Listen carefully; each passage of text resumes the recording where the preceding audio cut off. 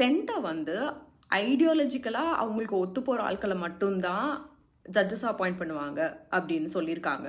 யார் சொல்லியிருக்காங்கன்னு தெரியுமா?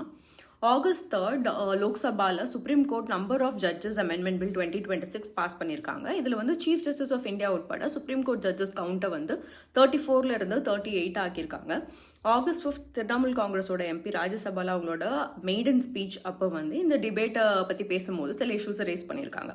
ஜுடிஷியரியில் உள்ள பிரச்சனை கூட 4 ஜட்ஜஸ் அப்பாயிண்ட் பண்ணுறதுனால மட்டும் சால்வ் ஆகாது. ஏன்னா இந்த கவர்மெண்ட் வந்து டைவர்ஸ் பேக்ரவுண்டில் உள்ளவங்கள அப்பாயிண்ட் பண்ண மாட்டீங்க, பெண்களை ஜட்ஜஸ் அப்பாயிண்ட் பண்ண மாட்டீங்க, தாழ்த்தப்பட்ட சமூகத்தில் உள்ளவங்கள அப்பாயிண்ட் பண்ண மாட்டீங்க, ரிலீஜியஸ் மைனாரிட்டிஸ் அப்பாயிண்ட் பண்ண மாட்டீங்க, கே பீப்புள் அப்பாயிண்ட் பண்ண மாட்டீங்க அப்படின்னு சொல்லியிருக்காங்க. இந்தியாவில் உள்ள ஹைகோர்ட்ஸில் 30% வேகன்சிஸ் இருக்குது ஜட்ஜஸ்க்கு. இருக்கிற ஜட்ஜஸில் வந்து 14% தான் பெண்கள். எஸ்சி எஸ்டி விமன் எல்லாரையும் சேர்த்தாலும் ஜட்ஜஸ் கவுண்ட்ல வந்து 20% தான் இருக்காங்க. 2018 to 2026 ஸ்டாட்டிஸ்டிக்ஸில் சொல்லி 3% ஜட்ஜஸ் தான் எஸ்சி, 2% தான் எஸ்டி அண்ட் 12% தான் ஓபிசி. இதுதான் ஜுடிஷியல் அப்பாயின்மெண்ட்டில் உள்ள பிரச்சனை.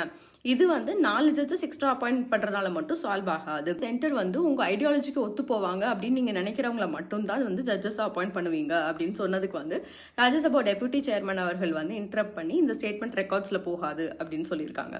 இதெல்லாம் சொன்னது senior advocate and India's first openly gay MP Menaka Guruswamy அவர்கள்.